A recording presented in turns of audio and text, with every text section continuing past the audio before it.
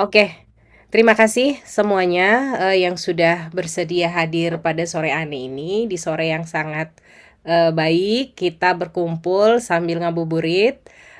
Biasanya kita dengar khotbah ceramah gitu tentang Ramadan. Kali ini kita akan dengar ceramah tentang AI di newsroom. IDJN, perkenalan sedikit ya tentang IDJN, Indonesia Data Journalism Network. Perkenalkan nama saya Deborah Sinambela, saya program direkturnya IDJN. Jadi eh ini adalah event meet up kita yang biasa kita lakukan tiap bulan sekali. Topiknya macam-macam, tapi berkaitan dengan jurnalisme data gitu. Biasanya tentang tools terbaru, bagaimana liputan data terbaru dilakukan gitu. Kita akan undang teman-teman jurnalis untuk sharing, berbagi cerita bagaimana sih mereka mengerjakan itu. Nah, untuk tahun ini adalah meet up pertama yang kita adakan. Kita sepakat untuk memilih topik AI. Kenapa AI yang menjadi fokus kita gitu? Karena memang perkembangannya sangat masif ya penggunaannya saat ini gitu. Dan hampir semua newsroom saya rasa kita sudah pakai itu gitu. Namun, bagaimana sebenarnya pemakaian di newsroom begitu? Apakah ada aturan-aturan bagaimana newsroom menyesuaikan ritme kerja mereka dengan AI ini? Bagaimana soal verifikasi gitu? Bagaimana soal transparansi gitu? Dan bagaimana AI ini ke depan akan mempengaruhi apa ya? Jurnalisme itu sendiri gitu. Kita ingin coba melihat dari berbagai sudut pandang. Yang kita undang pertama adalah dari teman-teman narasi karena kita undang dari sebuah newsroom yang tidak begitu besar tapi cukup banyak memproduksi liputan. Saya rasa penggunaan AI juga cukup banyak di narasi gitu. Pertemuan selanjutnya kita akan undang newsroom yang berbeda. Kita akan cari apa ya? Bagaimana mereka menggunakannya, menyesuaikannya dengan karakteristik newsroomnya begitu. Kok ada juga Kang Adi dari Aji sudah bikin riset ya terkait ini. Nah, itu saja perkenalan singkat terkait IDJN dan kegiatan meet up kita. Harapannya ini berjalan sangat santai, tidak begitu serius karena ya kita ngobrol santai ya, sharing gitu ya terkait penggunaan AI ini. Langsung saja saya serahkan ke Irma. Irma adalah direktur risetnya IDJN. Silakan Irma. Oke, makasih Kak Debo sudah dibuka dan sudah perkenalan gitu ya. Em, Selamat sore teman-teman semua. Terima kasih udah bergabung di Meetup IDJN sambil ngabuburit. Tadi katanya nggak boleh serius, padahal saya sudah siap-siap. Serius ya. Mungkin dibawa santai aja gitu. Di sini kita udah ada Mas Mufti, biasa dipanggil Bang C. Beliau adalah editor yang sudah melalang buana di berbagai media di Indonesia. Em, saya kenal beliau sejak dari Tirto, terus sudah masuk narasi juga. Em, Pengalaman beliau di newsroom sudah cukup lama dan sudah banyak ya melewati berbagai inovasi teknologi gitu ya dan berbagai jenis liputan gitu ya. Em, Berbagai model liputan lah gitu dan format-format berita gitu. Mungkin em, oh ya juga ada Mas Adi Marsiela, masa lupa gitu ya. Mas Adi ini sudah melalang buana juga dengan narasi-narasi kritisnya terhadap jurnalisme data gitu ya. Sekarang AI, digital security. Ya, Mas Adi bisa dibilang adalah jurnalisme itu sendiri. Nanti kita bakalan apa minta pendapatnya Mas Adi gitu ya dan cerita soal risetnya tentang penggunaan AI di media. Tapi mungkin bisa dibuka dulu dengan pertanyaan ke Bang C. Em, Sekarang bagaimana nih dirimu sehari-hari di newsroom gitu? Operasionalnya em, seberguna apa AI dalam pekerjaanmu sehari-hari? Baik dalam editing gitu ya. Kan beda nih kan biasanya kalau di media online cetak itu em, bukan media online yang bentuknya teks itu kan kayak ngedit gitu kan. Banyak juga editor-editor yang udah pakai AI gitu.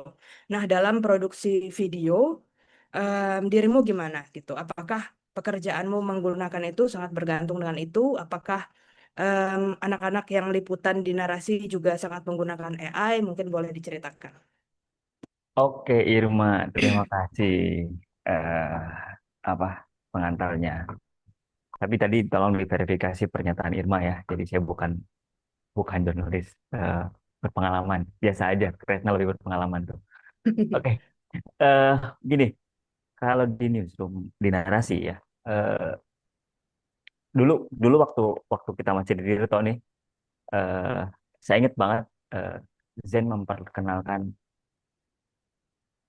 bercerita ya, bercerita soal ada salah satu media besar gitu yang sedang membuat robot yang bisa menulis sendiri eh, sekitar tahun 2016 2017 deh. Itu tuh jadi ketakutan saat itu.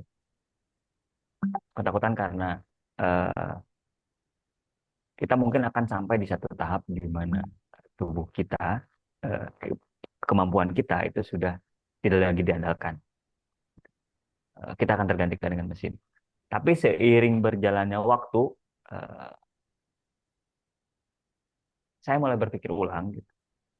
Eh, apakah seperlu setakut itu kita pada teknologi? Eh, nah, balik ke pertanyaan Irma gitu ya. Sejauh mana? Ya, pada dasarnya di narasi itu memang menggunakan AI. Teman-teman itu dalam proses editing, CapCut itu kan AI kan, basicnya. CapCut itu Canva itu juga kan AI. Nah, itu yang kami kami pakai. Eh, batasannya, saya akan kalau ditanya batasan sejauh mana, eh, sejauh ini sih AI dipakai sebagai suatu alat yang kami gunakan untuk membantu pekerjaan-pekerjaan kami. Jadi untuk edit gitu ya, untuk bantu ngedesain, bahkan mungkin sesekali untuk bantu eh, ngeriset gitu ya. Hmm. Sampai di situ sih sejauh ini yang kami gunakan gitu, karena dengan manpower yang saat ini seadanya gitu ya.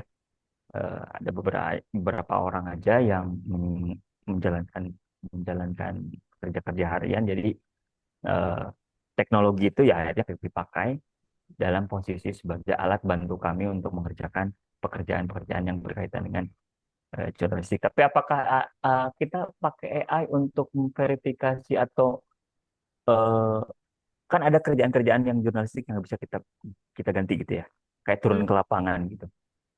Turun ke lapangan itu kan pekerjaan yang tidak bisa diganti. Saya ingat banget itu omongannya eh, editor saya yang jadi pemret saya sekarang gitu. Kerja jurnalistik itu ya kerja turun ke lapangan gitu.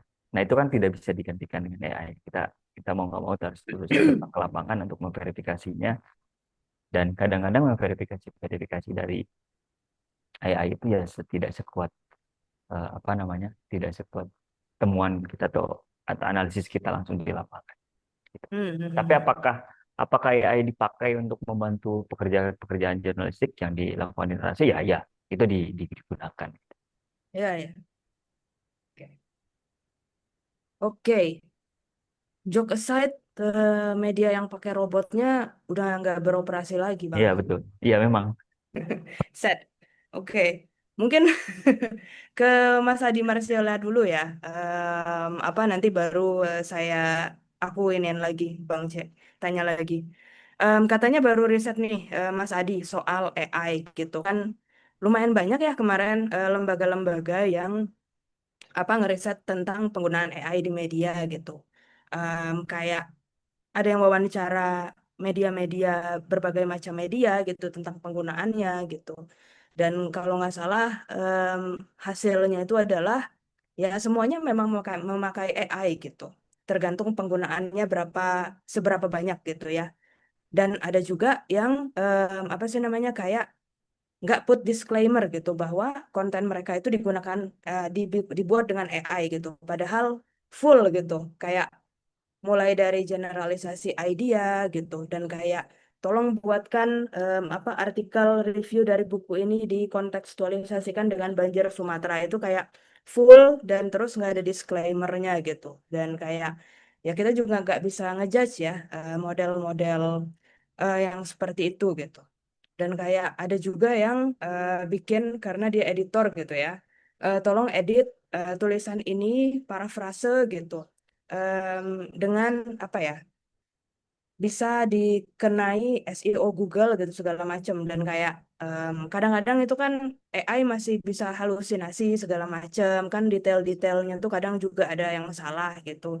Terus kayak masalahnya tuh ya nanti udah ke indeks Google, terus informasi yang disebarkannya nggak tepat gitu loh. Jadi banyak banget degree to the adoption of teknologi ini gitu. Nah, mungkin Mas Adi bisa cerita dikit soal risetnya. Ya, makasih Kak Irma. Selamat sore teman-teman semua. Sama kayak tadi Mas C bilang banyak yang harus diverifikasi dari apa pelabelan oleh Kak Irma terkait saya. Nah, saya masih belajar soal AI dan masih belajar jadi jurnalis data juga, jurnalis data. Nah, kaitan dengan riset, sebenarnya ini riset yang dilakukan oleh kami di Aliansi Jurnalis Independen ya. Bersama waktu itu masih belum jadi komisioner Dewan Pers, kalau sekarang udah jadi komisioner Dewan Pers ya, Mas Abdul Manan. Em, Ketika awal kami membuat riset itu diawali sama desk research. Kenapa? Karena kita melihat untuk perkembangan atau penggunaan AI di global, media global, luar negeri, mereka sudah mulai lebih dulu dan risetnya justru juga sudah lebih awal. Risetnya besar-besar respondennya ya, lebih dari 50, lebih dari ordernya udah ratusan juga tuh. Ada yang versinya Eropa, ada yang versinya Australia, ada yang versinya Afrika. Namun kemudian ketika masuk ke yang Indonesia tuh, alih-alih kita mendapatkan, kalau untuk mulai penelitian kan kita pakai baseline dulu ya. Nah kita tuh kesulitan mendapatkan baseline di Indonesia. Belum ada, makanya kita coba dengan desk research itu, kan media kalau menerapkan satu hal baru, pasti mereka publikasi ya. Jadi kita cek dulu dari publikasi.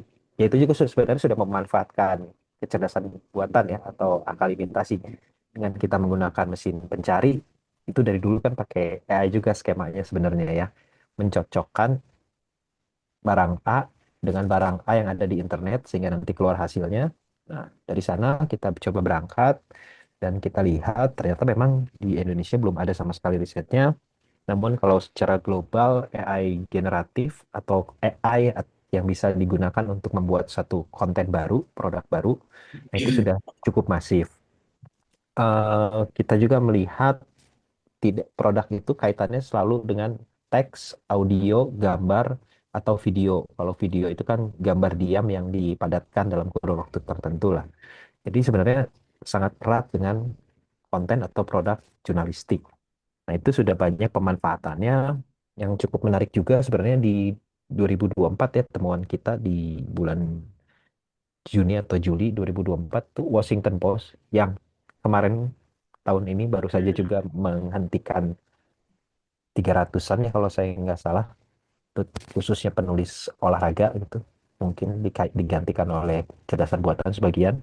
Waktu di Juli 2024 itu si Washington Post dia pertama kali bikin AI menggunakan pembelajarannya sendiri, menggunakan natural language processnya sendiri, terkait dengan produknya mereka namanya jawaban iklim ya atau climate answer.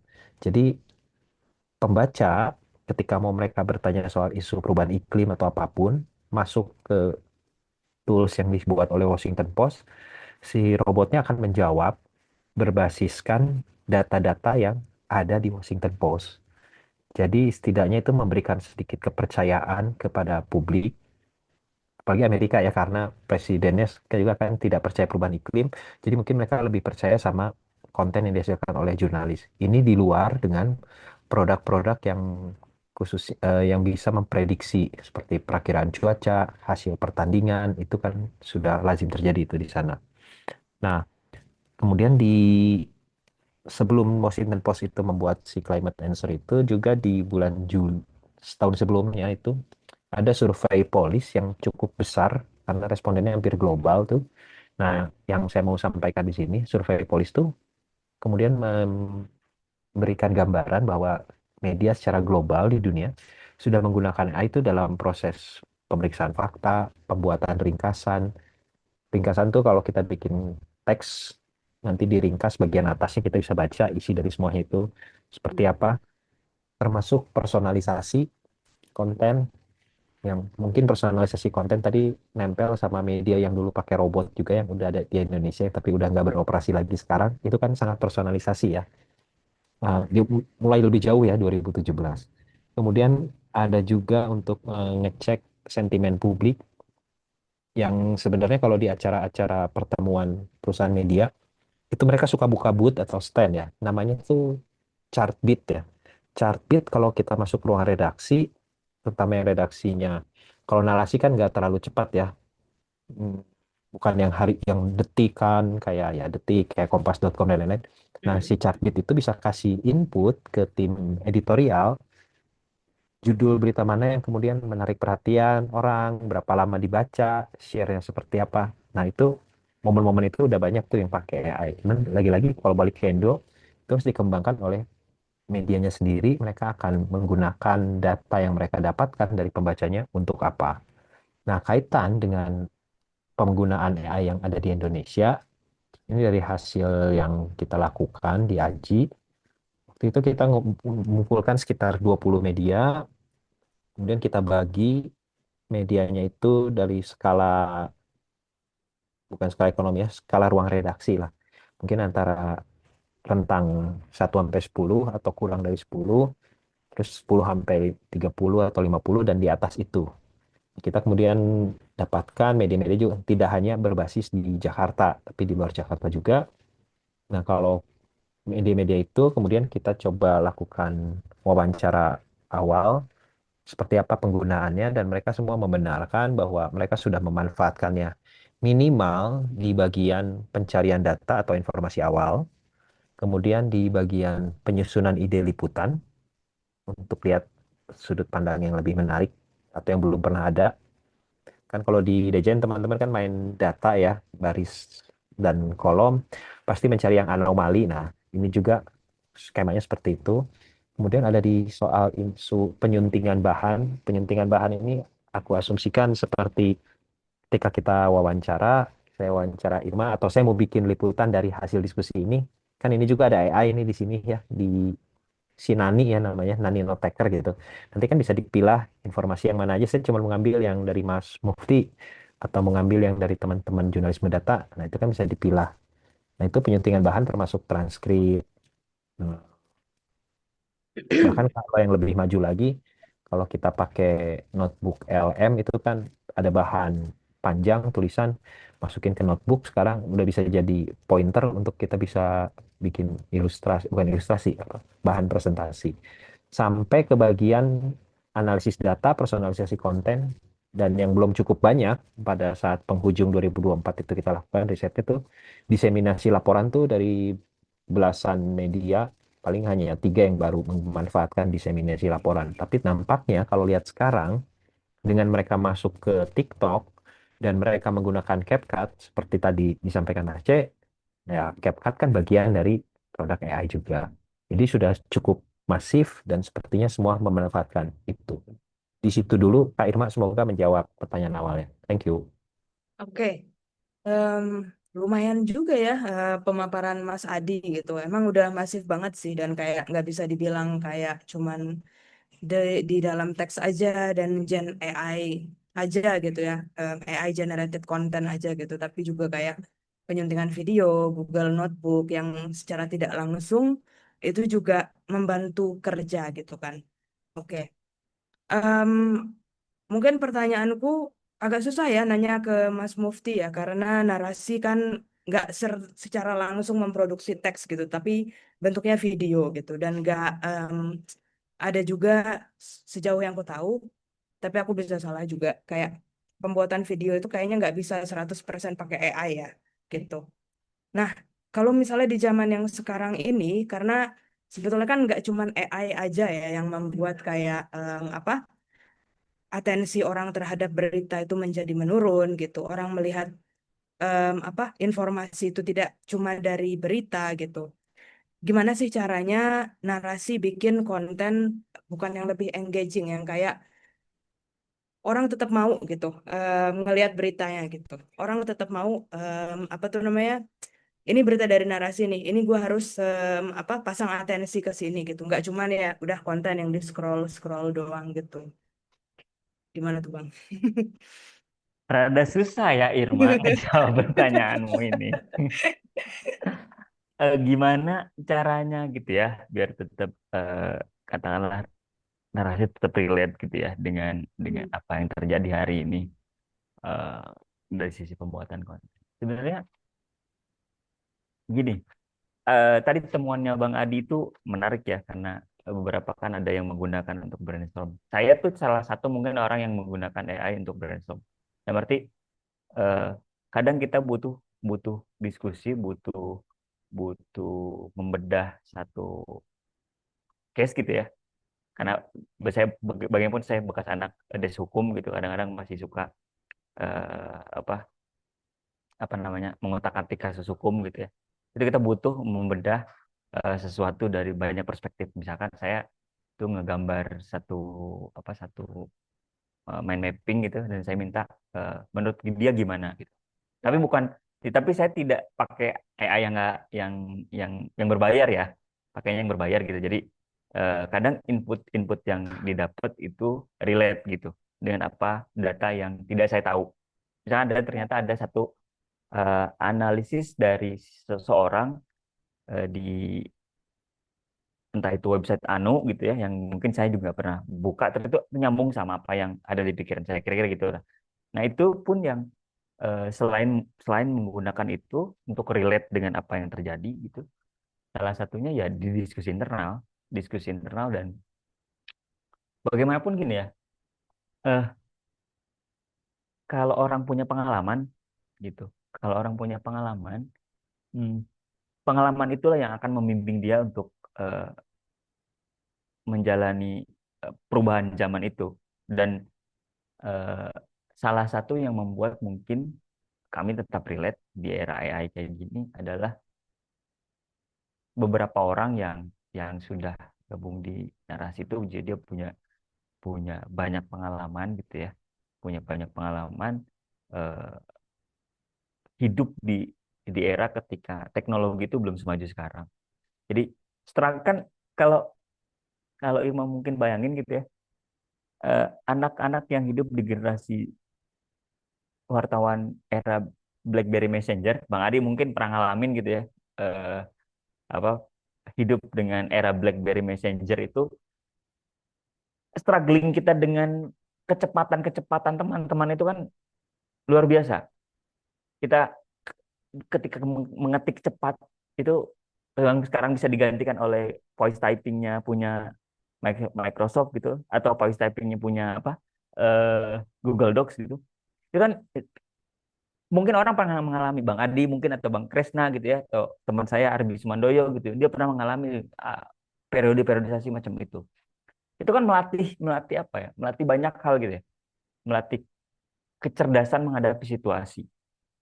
Kejeniusan-kejeniusan itulah yang mungkin kehebatan-kehebatan itulah yang akhirnya eh, membimbing beberapa teman-teman gitu ya di narasi di era AI kayak gini untuk bisa tetap mendiskusikan sesuatu dengan relate gitu. Dengan oh, kayak pengalaman gue dulu kayak gini deh. Eh isu ini kayaknya menarik deh. Meskipun misalkan era AI, eranya sudah era AI.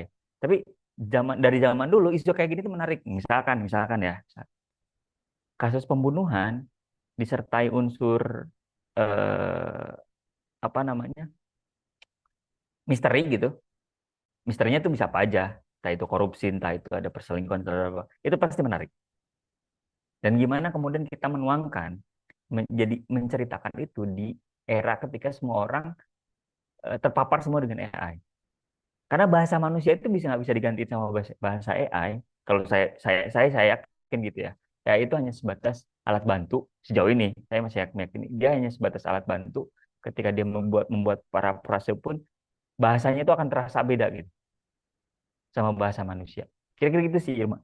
Memang sorry agak kurang menjawab ya, tapi memang agak susah untuk bilang bahwa eh, di era yang sekarang ya pada akhirnya salah satu yang menyelamatkan kami eh, untuk tetap relate adalah diskusi dengan sesama gitu ya dengan teman gitu.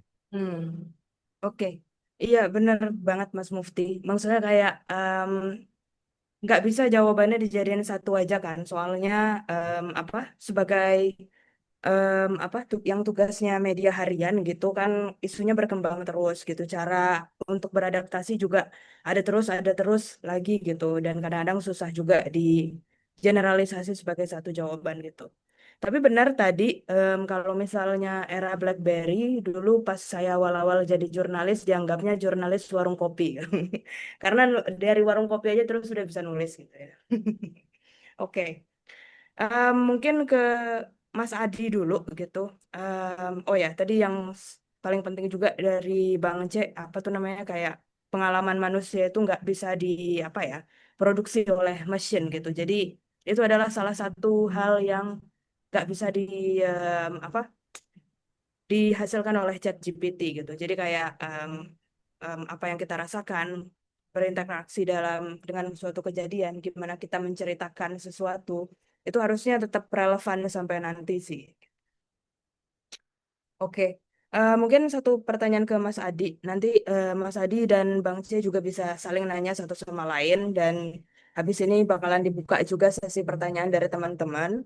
Monggo bisa di chat di apa em, kolom chat atau nanti boleh disampaikan juga.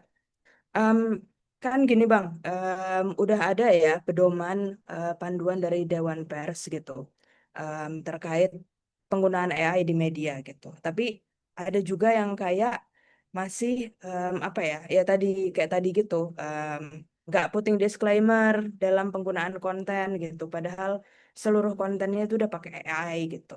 Terus kayak apa lagi ya?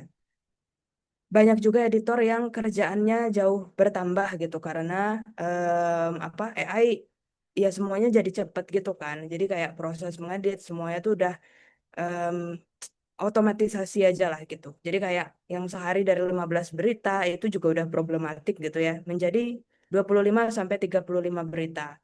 And apa actually mereka ngerasa sangat terbantu gitu dengan adanya AI gitu. Nah, ini gimana nih Mas? Kalau misalnya dari sisi Aji gitu ya yang melihat sebagai observer media-media di Indonesia, gimana sih praktik ini gitu? Oke, kalau praktik nanti saya tariknya jadi ke bagaimana penerapan dari panduan pemanfaatan kecerdasan buatan atau artifisial di proses produksi ya. Nah, sebelum ke sana, karena ini jurnalisme data ya ngomong harus basis data clear ya. Kompas.com ketika kita lakukan riset itu, ya itu tuh sampai sekarang produk bisa dilihat, itu nempel di kompas.com. Kalau buka Kompas TV, nanti akan ada yang namanya Lestari. Lestari itu jadi program mereka. Ini menarik ya buat saya. Kenapa? Karena si Lestari itu mampu Lestari itu adalah badan besarnya untuk mengklasifikasi ribuan artikel yang dimiliki Kompas.com terkait 17 agenda SDGs yang dicanangkan bersama-sama dengan anggota PBB gitu. Nah, di dalamnya kan banyak soal isu hijau, green, dan sebagainya. Adalah pokoknya SDGs kan banyak. Nah, yang Lestari itu spesifik untuk yang semuanya terkait dengan Go Green, sustainability, dan lainnya. Dengan menggunakan AI yang mereka buat sendiri untuk mampu mengklasifikasi konten yang mereka miliki, itu kontennya udah nggak cuma di kompas.com ya, tapi ke semua itu nanti di pooling di bucketnya mereka. Dan efisiensi waktu yang untuk di kompas.com aja, itu kalau mereka harus ngerjain sendiri, itu bisa kemudian mengurangi waktu. Waktu kerja untuk bagian klasifikasi itu saja, itu menghemat 4.750 jam.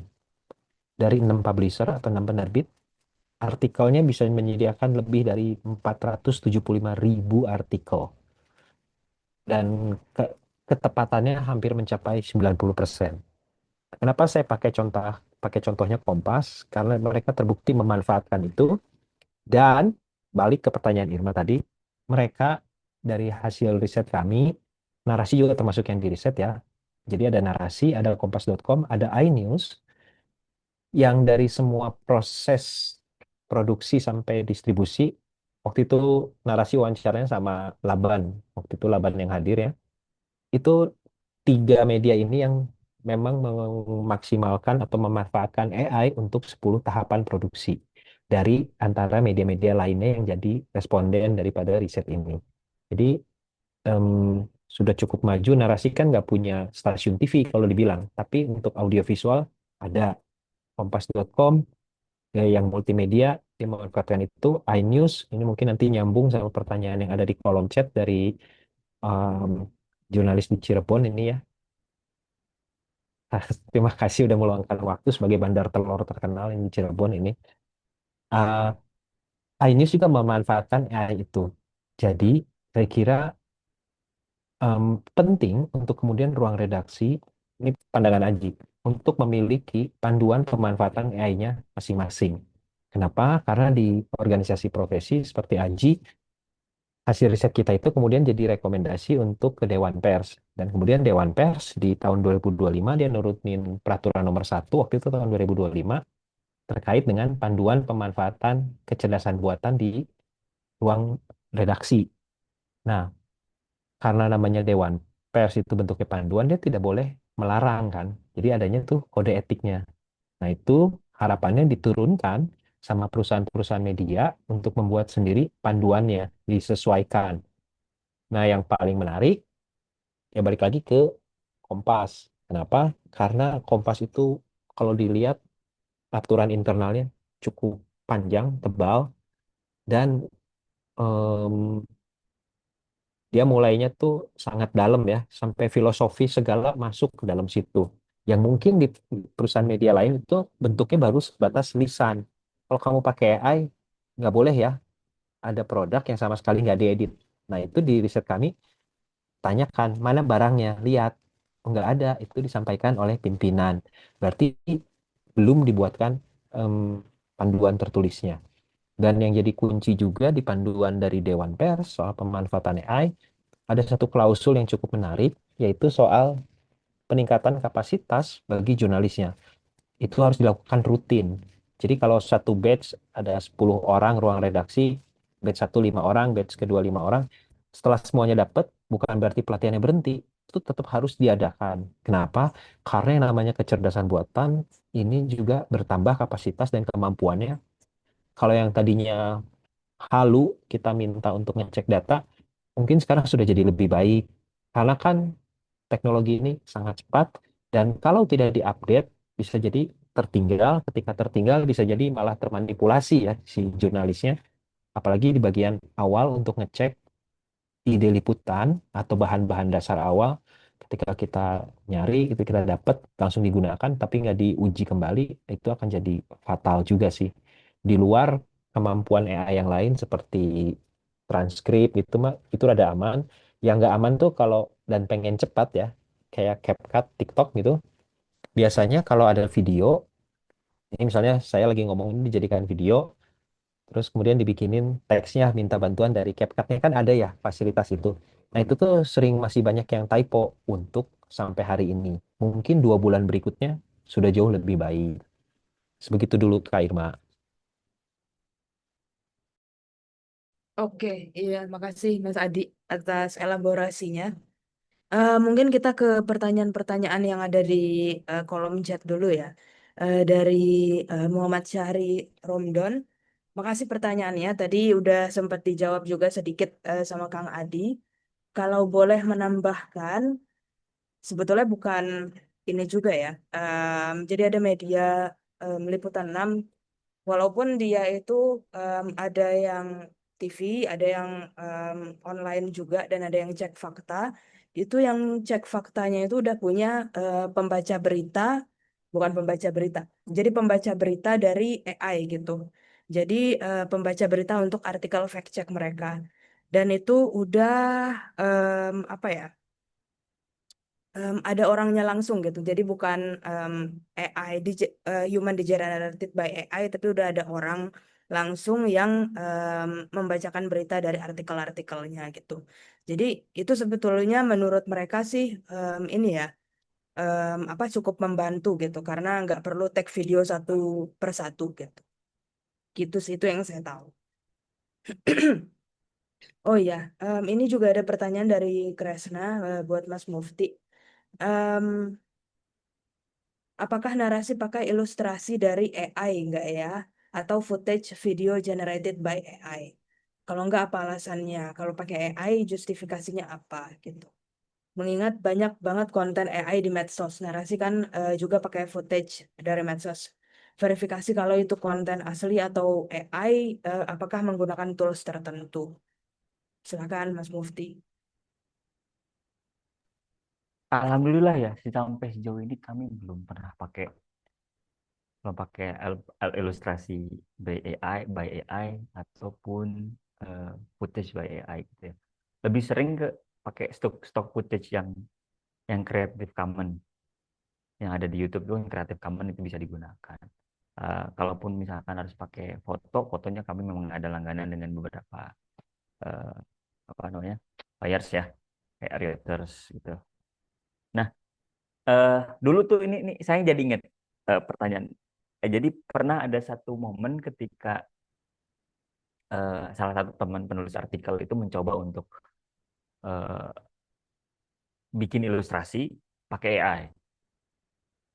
Nah, itu sempat naik dan lucunya eh, pembaca kami di IG dan admin medsos kami itu orang yang sedikit strict terhadap ilustrasi by AI. Jadi itu sempat perdebatan tersendiri.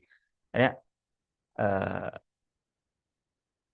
dianggap bahwa apa ya, ada banyak kan orang-orang yang nggak suka dengan ilustrasi-ilustrasi by AI itu, dan menurut salah satu admin medsos kami itu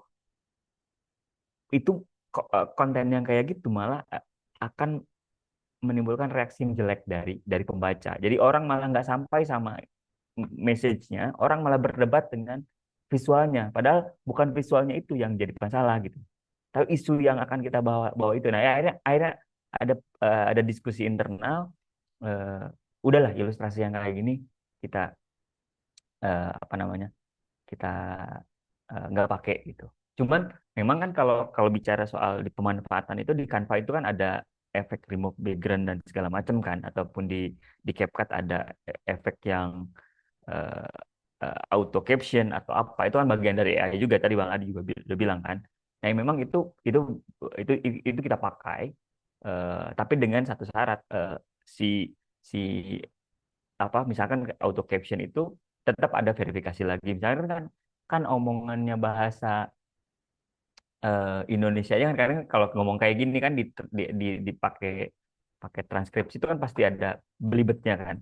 Nah, itu ketika diproduksi gitu, itu dicek lagi. Ini penulisannya typo gitu. Kayak gitu tuh kami masih menerapkan gitu ya. Terus kalau yang pakai apa namanya?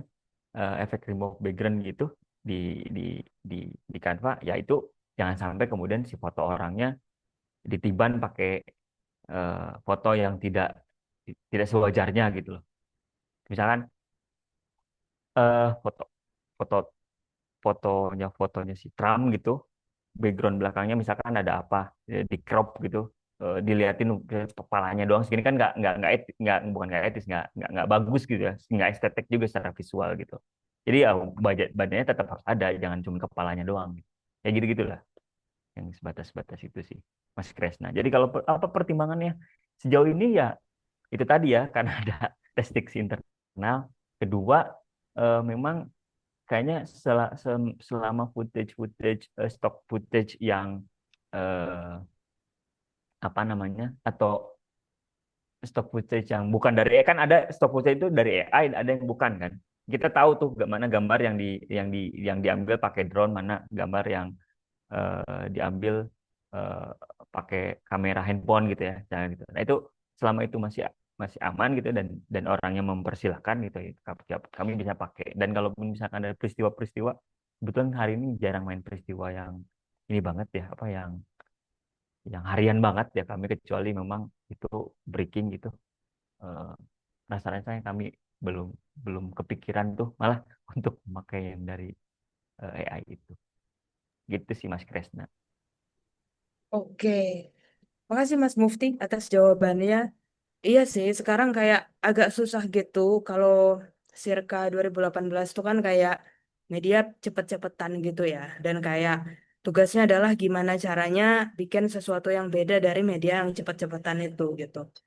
Tapi kalau sekarang ya beritanya udah ada, informasinya apa aja, kontennya udah ada di medsos gitu. Jadi kayak gimana cara ngebedain biar kayak liputan kita tetap relevan gitu ya. Jadi nggak semuanya harus diangkat juga ya gitu. Oke, bentar. Ini ada pertanyaan dari Jacqueline. Em, Mau nanya mungkin untuk lebih ke teknik penulisan, gimana cara membuat konten agar tidak terlihat seperti plek-plekan dari AI? Karena saat ini kan sulit ya untuk membedakan, dan terkadang untuk rombak ulang tulisan itu kan memakan waktu. Terima kasih. Em, Caranya memang kalau menurutku tidak menggunakan AI plek-plekan untuk membuat tulisan gitu. Kalau aku masih pakai AI masih, kalau misalnya bikin esai gitu, tapi lebih ke kayak em, ini rating dong tulisannya udah oke apa belum gitu, udah apa ya, beda apa belum dari tulisan sejenis, esai sejenis yang udah ada gitu. Terus kayak atau misalnya generate kesimpulan gitu. Karena kalau misalnya dalam hal editing pun kayak apa ya, tetap jadi normatif banget, kaku gitu bahasanya gitu. Mungkin kalau misalnya kayak yang tadi dibilang Mas Mufti, kayak rasa, cara kita mendeskripsikan sesuatu itu yang membuat tulisan kita tuh jadi beda sama AI. Mungkin mau dielaborasikan lagi sama pembicara, Mas Adi, Mas Mufti. Mas Adi nih belum Ya, ngomong lagi dari tadi. aku masuk ya ini biar nanti nyambung sama pertanyaan dari Kayu. Shout out to Kayu dari Jogja, Ibu dosen. Em, Kan ini sama ya soal level penyuntingan berita, em, pakai tools apa aja ya. Kalau tadi saya sih sepakat sama yang Kak Irma sampaikan. Buat saya menulis sembari menatap langit itu bagian penting untuk menghilangkan deteksi AI di karya kita. Nah, kan kalau dalam satu tulisan itu kan ada beberapa poin, ada beberapa bagian ya. Mungkin ada reportasenya, kemudian ada analisa, ada penyajian data, ada pemberian konteks, kemudian bisa jadi ada analisa, tapi yang kemudian analisa itu nanti akan dibahas oleh narasumber yang kita wawancara juga. Nah, mungkin dari bagian-bagian itu, dalam proses tulis, yang kalau aku lagi jadi mentor misalnya untuk dampingan fellowship tulisan gitu, aku pasti akan cek yang bagian umum nih.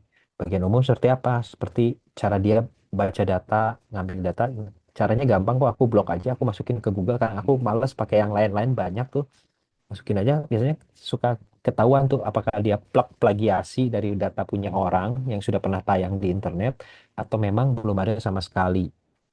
Em, Kemudian kalau bagian lainnya ya kita perhatikan bagaimana sih kebiasaan dia. Kan biasanya kalau di proses liputan yang berbasis hibah liputan tuh ada progresnya ya. Jadi kita tahu nih dia kurangnya apa, nanti dia harus nambah apa, wawancara sama siapa, data apa yang dimasukkan. Nah, lagi-lagi balik kalau urusan data tuh kan data bisa ngambil dari jurnal mana, kita telusur aja kejar, em, dia ngambil sumbernya dari mana. Mungkin kalau untuk di kampus, untuk ke mahasiswa, bisa dibantu ditekankan ketika mereka merujuk. Ini sederhana aja lah karena kita sering main data ya. Teman-teman di sini juga banyak kan. Mahasiswa sekarang kebanyakan menggunakan data mengambil hasil olahan di kata data. Yang buat saya itu sudah bukan data mentah, tapi itu informasi karena sudah dimunculkan di website media tertentu. Nah, kalau peka anaknya, dan itu juga yang saya tekankan kalau ke jurnalis, kalau kamu dapat dari kata data, kamu cek kata data itu datanya basisnya di mana, di BPS. Ya udah, masuk ke BPS. Ya soal rata-rata pendapatan dengan GDP kita bisa debat di BPS yang lagi rame di medsos hari ini ya. Tapi tetap datanya itu kalau di Indonesia, data yang diakui sebagai data utama masih data BPS. Jadi mau nggak mau kita gunakan itu. Tapi jika ada pembanding mungkin dari kelompok masyarakat sipil yang memang spesifik ke isu yang sama, misalnya ngomongin soal Gini rasio, ya kita cek juga Gini rasio dari teman-teman yang ada di masyarakat sipil. Nah, baiknya ya memang disandingkan dua-duanya biar bisa perbedaan perspektif, bisa terlihat perbedaannya seperti apa. Bisa jadi metodologinya yang berbeda sehingga hasilnya berbeda. Itu kalau dari aku. Jadi kalau toolsnya nggak canggih-canggih amat sih. Aku biasanya pakainya ya sama kayak Mbak Irma lah sebagai pemeriksa fakta juga pakainya pakai mesin pencari sudah cukup membantu ya biar nggak terlalu berat laptopnya atau komputernya. Itu dulu dari aku. Oke, mungkin bisa dilanjutkan sama Mas Mufti Aduh, pertanyaan Jak tadi. hmm, Sama Mbak gimana Dia. caranya? Saya eh, karena belakangan itu jujur aja ya, sebenarnya belakangan tuh saya udah jarang langsung megang naskah yang eh, dan langsung megang naskah. Jadi lebih kayak kalau saya pakainya ya sama mungkin kayak Bang Adi, kayak Irma gitu, eh, sebatas untuk memberikan rating terhadap tulisan itu. Atau kadang-kadang kalau dispute soal data tuh yang saya bingung biasanya tuh. Kalau udah waktu dalam posisi mepet ya yang dikerjakan bukan hanya satu naskah ini doang, ada beberapa naskah juga yang harus dikerjakan gitu. Biasanya saya pakai itu untuk memverifikasi datanya. Bener nggak sih data ini? Coba saya cross check tuh pakai AI dan bisa 2 atau 3 AI gitu ya untuk mengcross check data-datanya. Kalau ternyata memang ada dispute kan, kok di sini bilangnya anu, di sini bilangnya anu, di sini bilangnya anu, saya akan balikin ke anaknya. Tolong cari ulang, kamu yang benar. Ya gitu. Saya akan tanya balik ke anaknya. Ini ngambil dari mana? Kayaknya sumbernya salah. Ya gitu ya. Kalau untuk gimana biar nggak kelihatan, ya itu dia, jangan nulisnya pakai pakai AI, ya nulis aja sendiri gitu. Eh, ada banyak cara melatih ya gitu. Eh, kalau gini ya, kalau udah ngerasa jarang-jarang nulis artikel jadi rada-rada bingung untuk memberikan jawabannya.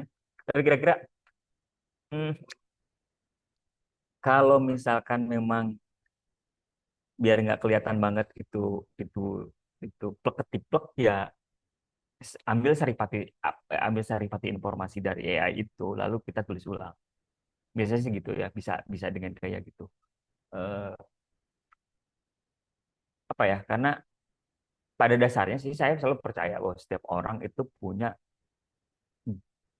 gen gen menulis yang otentik masing-masing gitu. Jadi ketika kita menyerap informasi lalu kita menuliskan ulang dengan a- alasan apapun itu malah kita akan membiasakan eh, bagaimana si tulisan kita terbentuk. Kira-kira itu. Eh, memakan waktu ya, iya memakan waktu. Cuman permasalahannya kita mau jadi karya yang otentik atau tidak gitu. Kalau base-nya adalah karya yang otentik, kadang dengan terbiasa menulis ya si memakan waktu kayaknya jadi jadi bukan pertanyaan yang penting gitu untuk diobrolin gitu, kira-kira gitu ya, gitu sih Jacqueline. Mudah-mudahan bisa menjawab eh, pertanyaan. Kemudian dari siapa? Mbak Ayu ya. Eh, tools apa? Saya nggak pakai tools sih sebenarnya. Cuman ya mungkin kayak tadi aja, kalau kalau kita kalau kita penasaran sama satu satu apa namanya, satu informasi ini valid atau tidak, ya saya biasa gitu pakai cross check di di tiga, dia pakai, kalau nggak pakai GPT terus Perplexity atau Gemini gitu ya. Di cross check di tiga itu, kalau ternyata tiga-tiganya datanya aneh, nah ini kan pertanyaan gitu, kok bisa sih ini data-datanya aneh, apakah satu si AI-nya tidak terevaluasi, ya saya tanya lagi ke Google gitu, kira-kira gitu ya. Gitu sih eh, verifikasi yang saya lakukan kecil, jadi nggak pakai tool khusus, lebih ke nanya ini kayak datanya rada aneh deh kalau waktu dibaca, itu aja sih, itu sih. Oke, makasih Menambahin Mas. dikit, Kak Irma. Ini Ya, ya. menarik, kemarin beberapa pekan lalu tuh sama Mas Kresna juga ya ada acara di Bandung ngomongin soal AI. Nah lagi diskusi itu kemudian dari teman-teman di Detik di Bandung, eh, mereka bikin sendiri toolsnya. Kan ini pertanyaan kait bagaimana penyuntingan oleh redaktur ya Ustaz, dari Kayu ya. Nah dia bikin sendiri karena produk AI tersedia banyak ya, kita bisa pakai ChatGPT, mau pakai MacBook LM apa, kita bikin coding. Jadi kita kasih perintah aja untuk dia menciptakan coding untuk kebutuhan sesuai ruang redaksi. Kalau yang tadi misalnya penyuntingan oleh editor apa, ya buat saya kalau ada yang bisa bantu meriksa typo secara lebih cepat itu akan sangat bagus ya. Nah, itu dia, dan kita ada kecenderungan kekhawatiran kalau kita pakai AI punya produk orang, kayak kita pakai punya OpenAI kan banyak turunannya tuh, pakai Google kan banyak turunannya. Tapi kalau kita pakai sendiri codingnya, kita bikin sendiri di ekosistem kita di lokal, Jadi datanya tuh nggak akan kesedot kemana-mana. Jadi kita nggak ada kekhawatiran, misalnya eh saya ini lagi investigasi lah soal judul gitu di narasi, tapi kemudian naskahnya dimasukin, suruh AI analisa atau kerja gitu kan, kan rada, harusnya kita rada sas atau rada curiga ya, jangan-jangan nanti barang yang kita ngerjain berdarah-darah gitu susah gitu soal judul atau apa, tahu-tahu sama si perusahaan AI-nya itu dijadikan alat pembelajaran untuk pengguna lain, itu kan sangat merugikan ya buat medianya. Jadi bikin di ekosistem sendiri itu akan sangat menarik.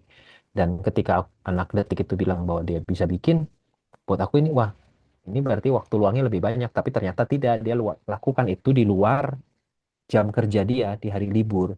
Kenapa? Ya mungkin karena beban dia untuk ngedit tulisan banyak. Karena di Jawa Barat anak buahnya ada sampai 30 ya secara internal. Jadi tantangannya berat ya, dengan 6 editor, ada shift-nya juga. Nah, itu yang bisa memangkas waktu dan mereka bikin sendiri tools di dalam ekosistemnya. Gitu sih. Oke, iya, makasih Kang Adi atas jawabannya. Em, Kebetulan ini sedikit ya, IDJN juga lagi mengembangkan tools cek fakta dengan AI. Mungkin nanti Kresna bisa cerita dikit kalau misalnya mau. Apa tuh namanya, tools dari data BPS sih gitu. Jadi memudahkan jurnalis, hopefully untuk mengacak fakta dan bisa digunakan juga untuk produksi berita gitu ya.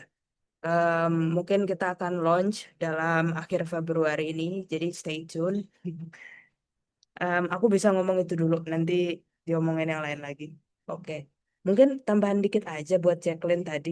Kalau misalnya cara menarasikan itu, aku suka balik ke cara-cara tradisional lagi sih, kayak misal baca novel atau cerita perjalanan gitu. Jadi kayak pelajarin gaya tulisan orangnya, terus kayak biasanya jadi langsung pengen nulis tuh dengan gaya bahasa sendiri gitu. Jadi kayak kalau misalnya AI itu kan nggak ada rasanya ya tulisannya gitu.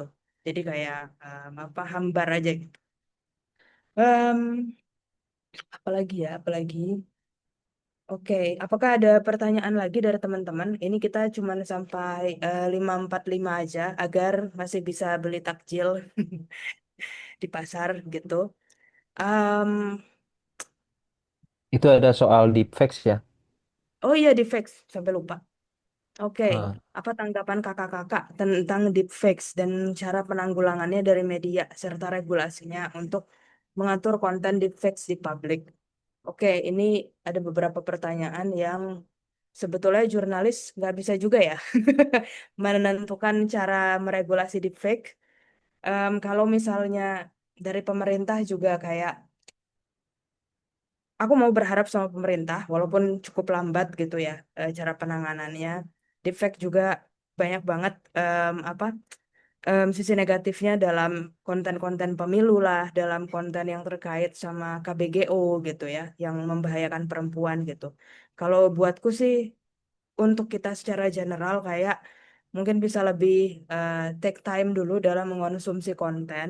Jangan langsung kepancing, jangan langsung kayak nge-share dulu gitu. Jadi kayak kan sekarang konten kesebarannya cepet banget gitu. Dan kita kesulut emosinya juga cepet gitu. Jadi kayak bisa kita take time dulu untuk mencerna informasi itu benar apa enggak. Terus kayak lihat keasliannya apakah masuk akal apa enggak. Lebih ke kayak gitu sih. Mungkin Mas Adi atau Mas Mufti ingin menambahkan.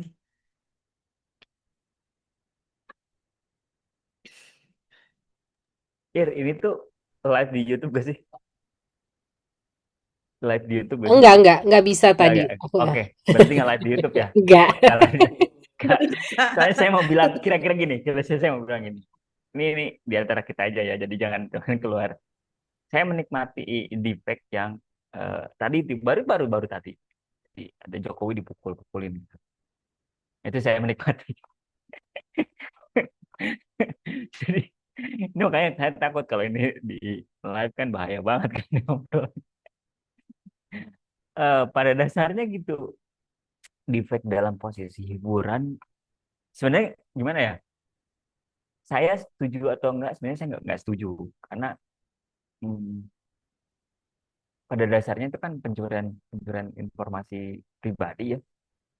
Eh, Siapapun itu gitu.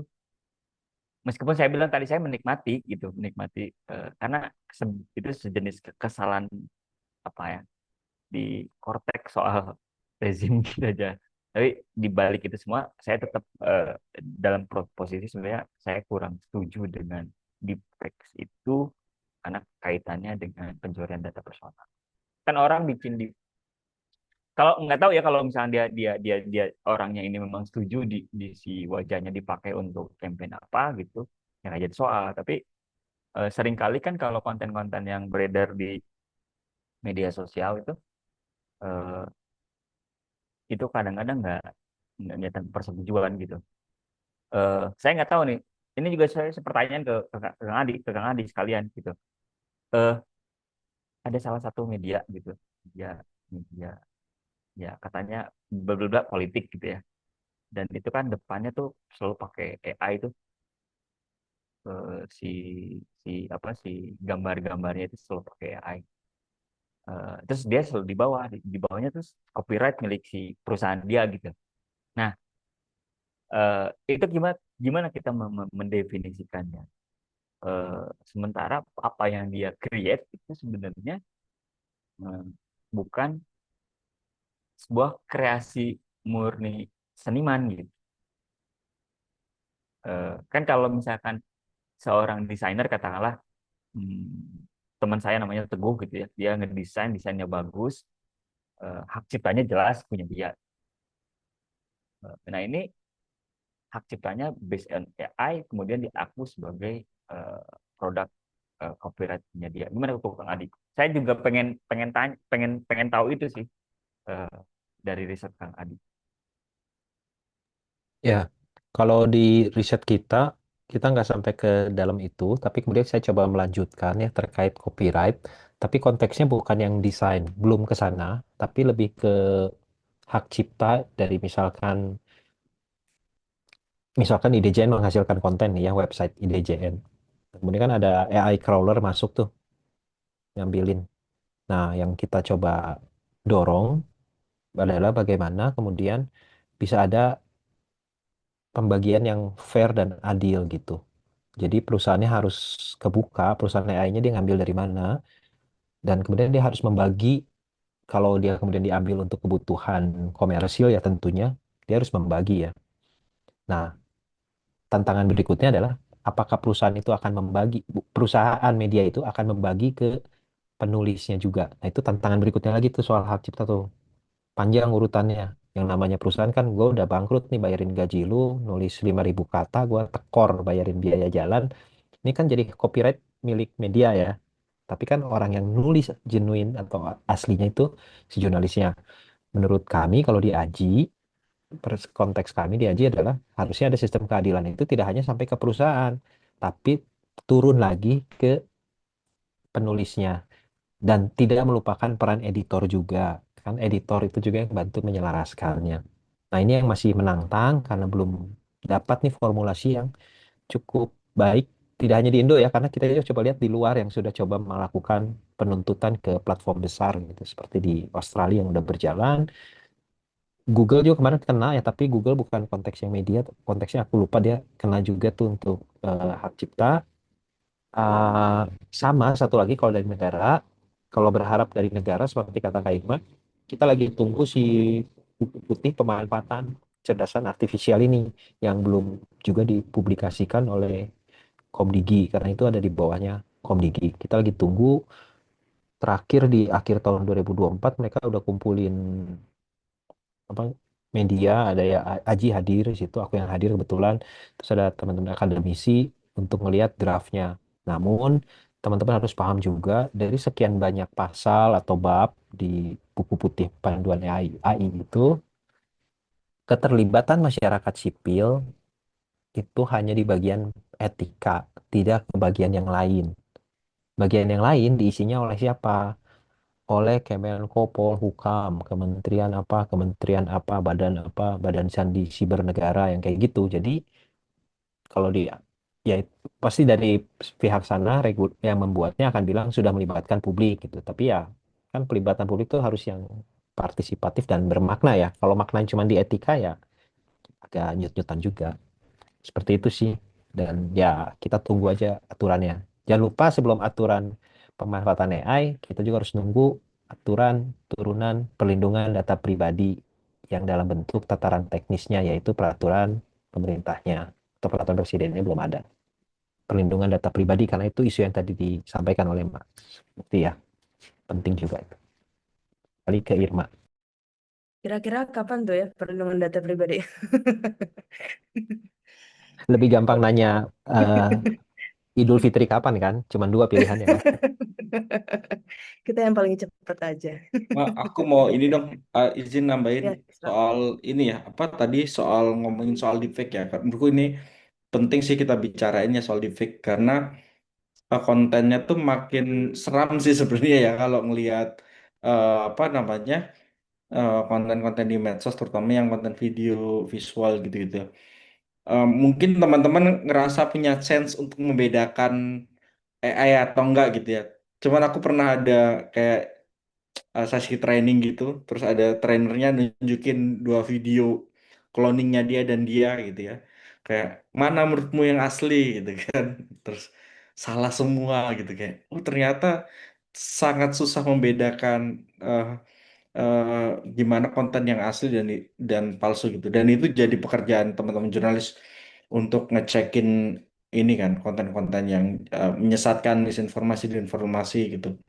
Dan di eh, case ini tuh sebenarnya yang isu yang yang didorong kan sebenarnya gimana supaya AI itu punya kredensialnya gitu ya.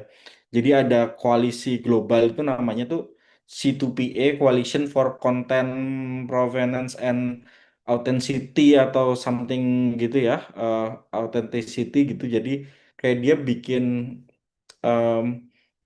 ngumpulin perusahaan-perusahaan AI untuk lu kalau ada produk bikin AI di tempatmu, kamu harus kasih kayak ada di metadatanya bahwa itu AI sehingga ketika ada mesin tools yang bisa mendeteksi oh ini bahwa ini konten AI itu memudahkan kerja-kerja jurnalis sebenarnya.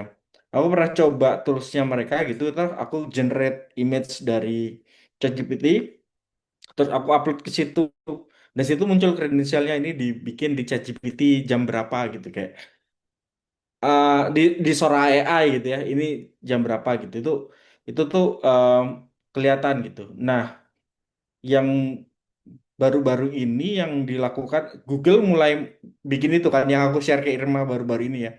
Jadi berapa bulan yang lalu tuh ada Google tuh kayak ngasih kayak whitelisting untuk tools AI-nya mereka yang baru untuk mendeteksi konten AI yang dibikin oleh platformnya Google sendiri. Jadi mereka akan bikin namanya Sin ID gitu ya.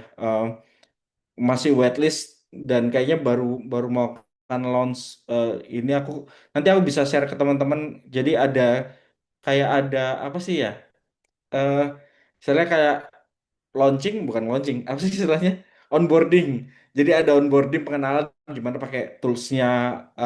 Aku nggak tahu juga sih toolsnya juga kayak gimana, cuman dapat email bahwa udah akan ada email untuk kalau mau daftar untuk onboarding toolsnya si Nine itu ya betul betul si Irma itu. eh jadi ada email untuk aku nanti aku bisa kasih linknya juga tuh yang ini mah yang apa yang spreadsheetnya. Itu kalau mau daftar untuk siapa tahu bisa dapat jatah untuk ini ya, untuk ikutan onboardingnya Sin ID itu. Dan itu memang dipakai untuk mendeteksi konten-konten buatan AI yang dari produknya Google. Nah, menurutku mendorong uh, sub, kepentingan kita juga ya media gitu, jurnalis ngedorong supaya AI generated itu juga harus kasih kredensial gitu supaya kita kerjanya juga nggak makin banyak disinformasi dan misinformasi yang nyebar di media sosial gitu ya. Hmm, dan banyak kan harmful ya. Kalau kita ngelihat kemarin misalnya yang di X gitu, eh, itu kan Grok tuh bisa bikin ada cewek, kemudian fotonya dibikin pakai bikini apa segala macam itu kan sangat harmful gitu dan nggak jadi sorotan kita juga. Dan aku nggak tahu apa sejauh mana juga concern media terhadap mengkritisin eh, ini ya kondisinya gitu. Tapi kita kayaknya bisa bikin tools-tools yang bisa kita bisa manfaatin tools yang ada gitu ya, termasuk mendorong perusahaan platform gitu untuk semakin ngasih ngasih ini ngasih tunjuk kalau dia produk AI. Nah, tadi disinggung sama Irma sebenarnya IDJN tuh lagi ngembangin AI tools. Kita sih pengennya akhir Februari ini ya, tapi nggak tahu ya karena masih proses jalan, masih kejar kejar tayang. Eh, bikin AI tools menggunakan ini ya RAG, Retriever Augmented Generation, itu kayak AI yang pengetahuannya kita kontrol, kita kasih pengetahuan sendiri lah kira-kira gitu. Tools yang pengetahuannya kita kasih sendiri. Nah, kami itu pakai datanya BPS sebagai sumber pengetahuan AI. Jadi idealnya tuh kita pengen bikin AI tools buat ngecek informasi. Misalnya Gibran bilang deforestasi di Aceh itu meningkat gitu. Kayak misalnya ada statement itu misalnya ya, misalnya atau pejabat siapalah deforestasi di Aceh meningkat gitu. Kita bisa cek dengan statement itu dimasukin dan akan dicek datanya apakah benar. Nah, tapi datanya itu kita sekarang hanya pakai datanya BPS. Jadi kayak nanti yang muncul akan judgement dari based on datanya BPS. Misalnya jawabannya akan, oh berdasarkan data BPS tahun sekian luas deforestasi di Aceh sekian, tahun sekian luas deforestasi sekian. Kemudian ada kesimpulannya benar misalnya ini meningkat gitu ya. Jadi ada kita menggunakan data untuk sebagai base untuk verifikasi eh, verifikasi ini ya verifikasi eh, data lah kira-kira gitu. Nah sumbernya dari BPS. Nah tadi disinggung juga sama Kang Adi tuh sebenarnya em, bikin AI tools untuk kepentingan newsroom itu tuh sangat sudah banyak dipakai kan di banyak banyak apa di banyak newsroom gitu. Kemarin sharing dari teman-teman di Detik Jabar itu menarik banget sih. Jadi bahkan mereka sampai problemnya adalah satu editor harus ngedit sampai 100 konten sehari. Bukan satu editor, satu satu wilayah atau satu apa ya, pokoknya 100 konten lah sehari gitu ya, kira-kira gitu. Kemarin kan dia. Terus Terus Satu gimana? ngapain? kantor, Hah? satu Satu kantor. kantor. Iya, satu kantor harus Terus ngedit capek. 100 konten sehari gitu kan. Terus di Detik Jabar itu. Terus gimana nih? Nggak sanggup kita manusia ngerjainnya. Maka dia bikin AI tools yang open source lah semuanya. Dibikin sendiri sama mereka buat mengurangi pekerjaan. Misalnya urusan typo, struktur tulisan, itu tuh udah dikerjain sama si AI-nya. Kemudian editor tinggal checking akhir. Kayak udah tinggal naikin gitu. Dan bahkan sampai ke level ilustrasinya pun dibikinin pakai AI gitu. Walaupun memang ini ya maksudnya kayak tadi eh, Mas Mufti bilang kayak kita sangat debatable soal ini ya soal eh, penggunaan ilustrasi gitu. Untuk yang diproduksi sama AI gitu sih. Tapi aku nggak tahu teman-teman di di newsroom lain gimana ya untuk pemanfaatan AI. Kalau aku misalnya kayak di Project Multatuli ya, itu tuh sebenarnya kita tidak anti terhadap penggunaan AI. Karena misalnya buat brainstorming, riset awal biasanya itu pada pakai AI ya. Walaupun pemakaiannya tuh lebih mirip menggantikan apa Google Search gitu kan. Eh, buat riset gitu, riset awal. Tapi ada juga beberapa yang kita mengindikasikan kontributor yang menggunakan menulis menggunakan AI gitu ya. Problemnya sih mungkin buat kontributornya menyelesaikan masalah cepet nulisnya gitu ya, cepet kelar gitu. Tapi buat editornya kita ngeditnya semaput sih. Karena bahasanya berulang-ulang gitu-gitu ya kayak aduh itu eh, bikin kita malah justru kerjanya lebih di satu lini pekerjaan tuh jadi lebih lebih lebih berat gitu. Itu kalau pengalaman di Project Multatul, kalau kita implementasi itu sebenarnya kita terbuka. Kalau mau pakai AI buat nulis atau assisting buat nulisnya Yang penting declare ke editornya bahwa saya dibantu AI supaya kami juga lebih berhati-hati dalam verifikasi. Sebenarnya unik sih. Maksudnya kita bisa sangat percaya sama ini ya, sama mesin pencari dengan AI ini kayak seberapa persen sih kepercayaan kita sama mesin begitu sih. Anak aku nggak tahu ini ada di sini aku lihat ada beberapa teman-teman misalnya ada Jaka di Sumbar, ada Mas Haris nih ada di Kompas Jogja, mungkin bisa sharing juga teman-teman gimana sih penggunaan di newsroom, karena kayak kita sebenarnya butuh inspirasi, banyak inspirasi apa kira-kira yang bisa digunakan di newsroom ya gitu. Oke. Makasih banyak Kresna atas elaborasinya dan pengenalan tools AI ide yang lagi di-develop IDJN. Mudah-mudahan bisa digunakan secara luas juga ya sama jurnalis nanti. Oh, aku juga udah share Scene ID itu, onboardingnya dan toolsnya. Terus juga ada untuk ngecek-ngecek typo tuh Microsoft Editor tuh sama Copilot in Microsoft 365 sempat diceritain jurnalis juga. Em, Sebetulnya banyak ya yang pengen dibahas, terutama penggunaan AI di media teman-teman. Ini juga ada Mas Albertus Krisna tadi udah keluar ya.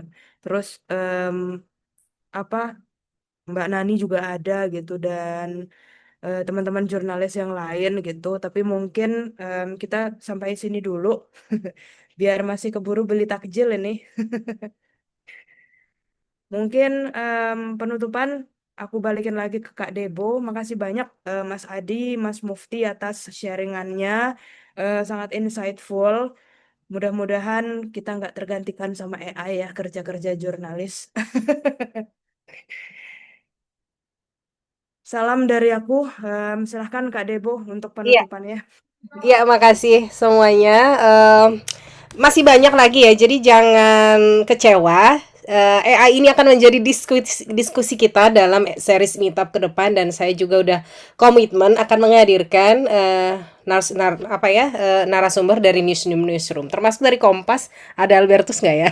Saya nggak tahu sebenarnya teman-teman dari Kompas itu ya, karena iya ya, karena dari analisisnya itu cukup ini ya, cukup oke. Mereka bahkan punya SOP ya, yang udah dibukukan begitu. Itu menurut saya cukup menarik gitu. Nah, tunggu berikutnya kapan jadwalnya dan apa temanya, tapi tentang AI juga di series diskusi AI selanjutnya. Selamat berbuka puasa, semoga sehat-sehat sampai bertemu di diskusi berikutnya. Bye. Baik, thank you semuanya. Selamat Thank you, Sama-sama. Mas berbuka. Adi. Terima Thank you kasih. semuanya, Kasih. bye. Ani, Yuk. makasih. Sehat, sehat, sehat. Niwa, Melawan rezim makasih. ini sehat, sehat, sehat. Siap. Ya, ini tinggal pakai topeng deh jadi juga apa sama kayak Sukatani lu cocok banget profilnya mirip. Aku malah lihat kayak Reza Arab malah. Oke, Pamit guys. dulu ya semuanya ya. Yuk, Bye. yuk, yuk.